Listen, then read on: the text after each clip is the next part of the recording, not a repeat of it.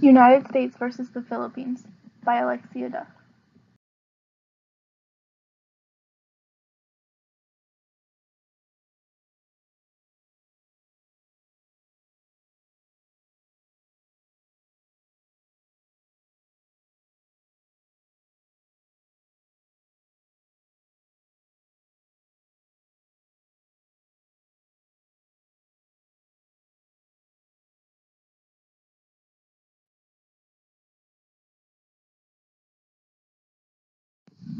The Philippines and the United States both had some similar introductions when it comes to their correctional system. For example, they both had tribal leaders and chiefs that would deal out the punishments. It wasn't like set laws and punishments in place. And in America, they actually had the family of whoever was wronged would get revenge on the other family who was the offenders. And they both didn't use jail as a punishment. It was just like a holding place. It wasn't, you couldn't be sent to jail. You were just sent there to like held until they figured out what to do with you. And they both had other laws brought to them. The US was ruled by Britain for a while, and the Spanish was ruled the Philippines for a while too. So they kind of adapted from their laws into their own. And they both have the three branches: executive, legislative, and judicial.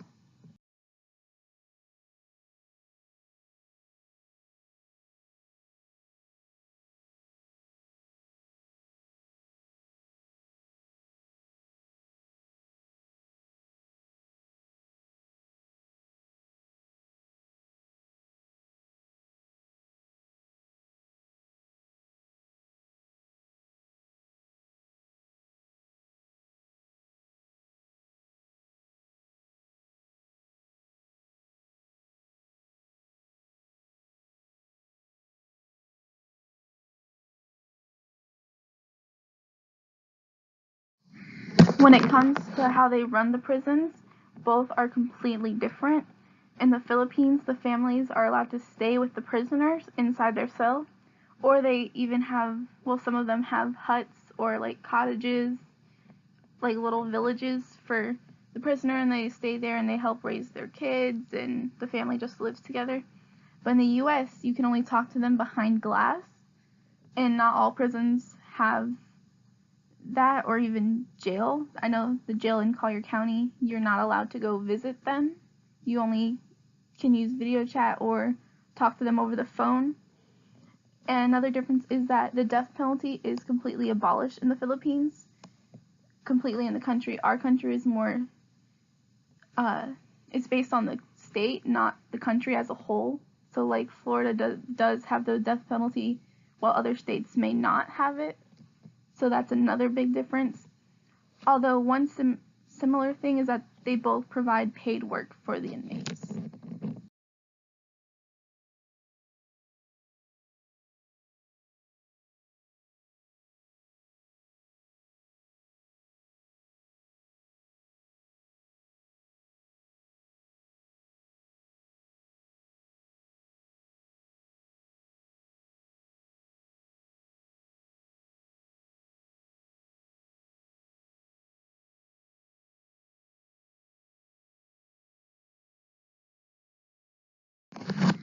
So some of the similarities that go with sentencing in both of the countries is that they both have double jeopardy, which means that you cannot be tried for the same crime twice, even if new evidence shows up or anything like that. They both also let the court decide the decision with the sentencing. And the Philippines has some different laws than the US. For example, abortion is illegal, and if a woman consents to get an abortion done, then she will be charged with a level 3 crime, which is anywhere from 6 to 12 years in prison. It is also illegal to get a divorce there, which they are currently trying to get that changed. Another difference is that sentencing goes by levels. They have 5 levels in the Philippines, depending on the severity. In the US goes by felony and misdemeanors, so you know which one. Felony is more advanced crime, more serious, and misdemeanors are like minor petty crimes.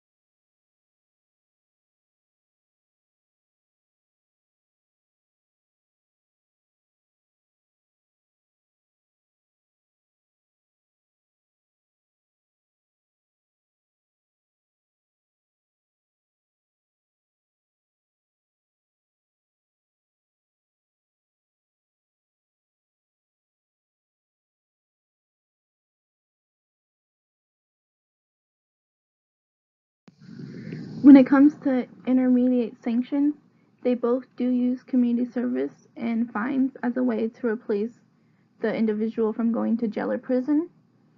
The US has house arrest and electric monitoring, as the picture on the top right you can see.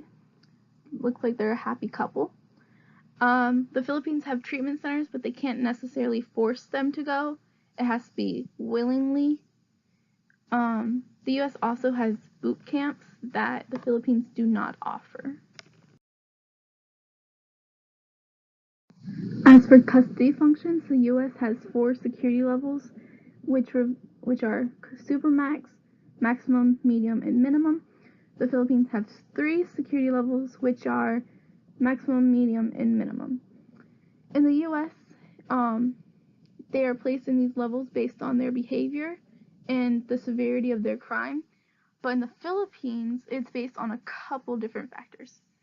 For example, in the Philippines, you can be placed in the maximum security if your sentence is over 20 years, if you have tried to escape before, or if you are insane or have a severe personality or emotional disorder. And you can also be placed in the minimum security level if you have a physical handicap, or if you are over the age of 65 without a pending case, or also if you have 6 months left to your sentence.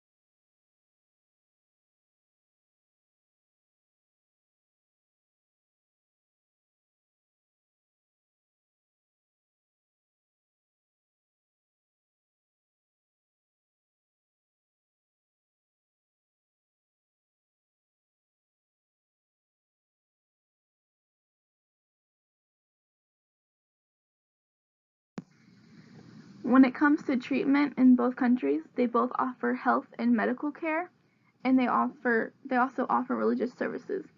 When it comes to the educational and training programs and livelihood activities is when everything starts to differ.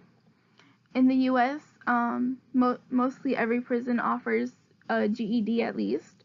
Some prisons offer a 2-year degree, and then some offer to even get a 4-year degree. It just depends on where you end up and how good the prison is.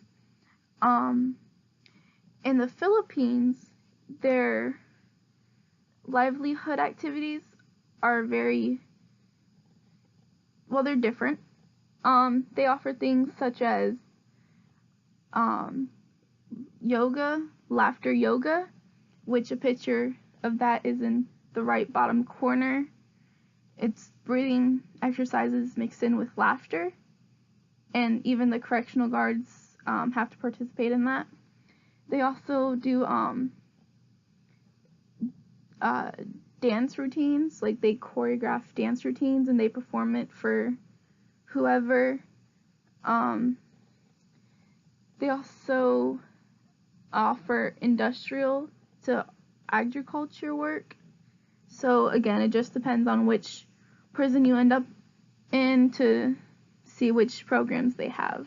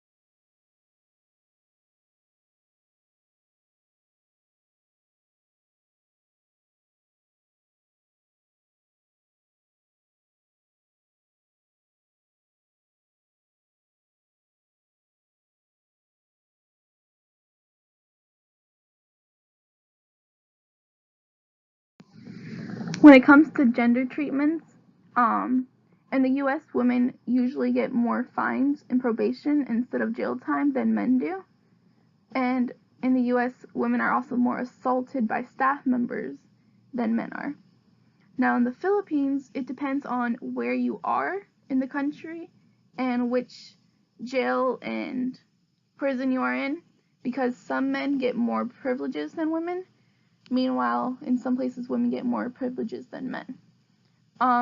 In the bottom two pictures, you can see that on the left, it's a woman's jail. They live in like little cottages or whatever. And on the right, that's a men's prison. And in one cell, they have like 30 to 40 men. So it's very overcrowded. And you can see a big difference in the way they live there. In some prisons, the men are allowed a family night, which means they can have their wives and children stay with them for the night. Meanwhile, women do not have that privilege. They cannot have their husbands spend the night. So again, it just depends on where you are, what prison or jail, whatever, or wherever in the country you are.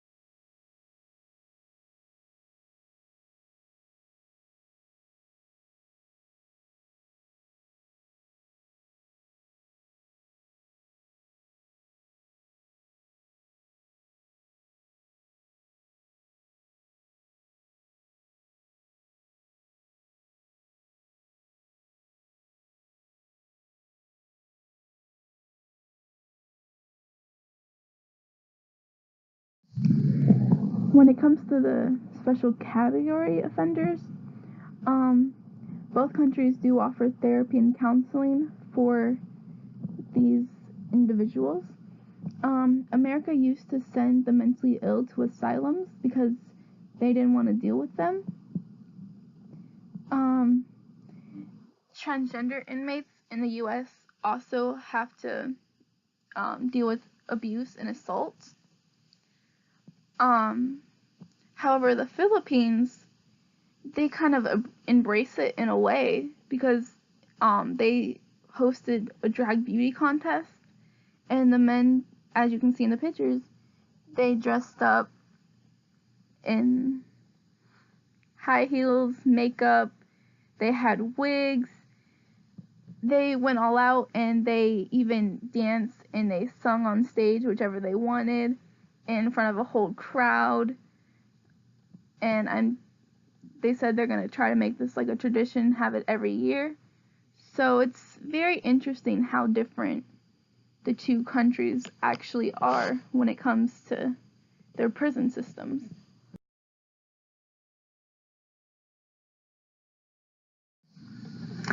When it comes to offenders' rights, it has always been debated in the U.S. if visitation is actually a right or a privilege.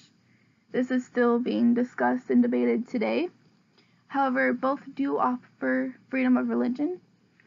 And even though the Philippines acknowledge that offenders deserve their basic rights and needs, they are rejected.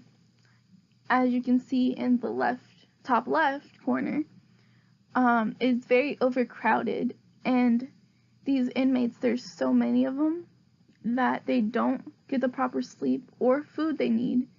And a former inmate even said that sometimes it would start fights and people would steal other people's food, and there would be like rusty nails in the food, and there's just not enough, and it's not a good condition at all for them, and it's not right for them to go through this. And with this not being met, their food and all their needs, it's actually causing many inmates to get sick. It's causing a lot of death within the inmates, and a lot of them are going through severe illnesses.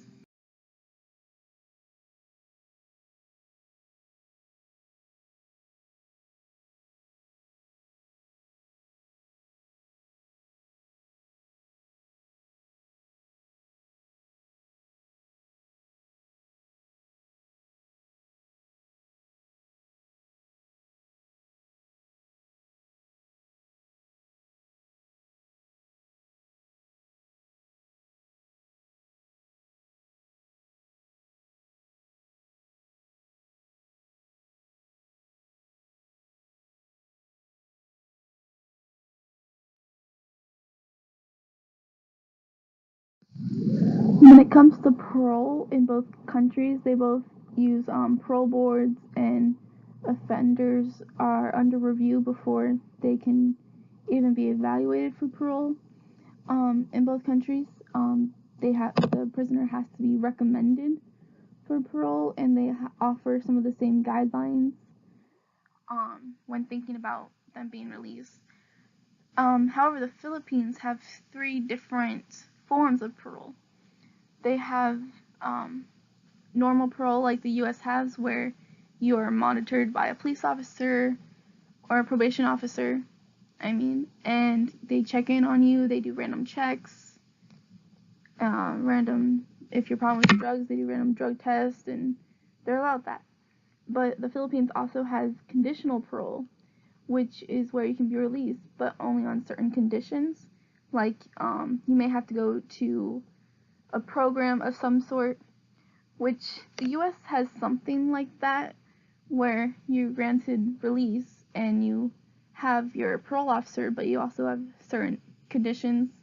I know some, if their crime was like sexual assault on a child, they may not let you around your nephews or like little kids in your family.